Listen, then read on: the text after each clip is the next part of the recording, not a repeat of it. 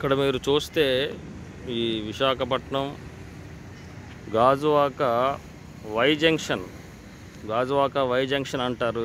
ఈ వై జంక్షన్లో మనం చూసుకున్నట్లయితే విపరీతమైనటువంటి కాలుష్యాన్ని ప్రేరేపించేటువంటి విషయాలు ఇక్కడ. ఈ రూటు ముఖ్యంగా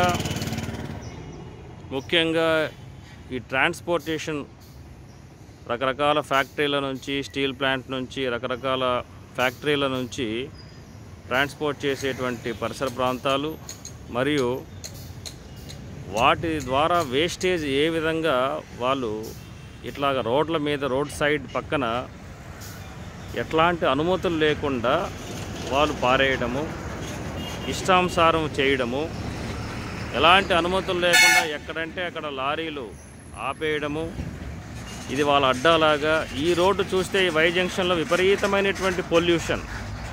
ఈ ఆదాని ప్రాజెక్ట్ అని ఏదో ఒకటి విన్నాము, దానివల్ల ఈ గాజువాక ముఖ్యంగా విపరీతమైన కాలుష్యంతో బాధపడుతుంది. ఒకసారి చూడండి, లారీలు వెళ్తూ ఉన్నాయి, ఎంత డస్ట్ అనేది క్రియేట్ అవుతూ ఉంది.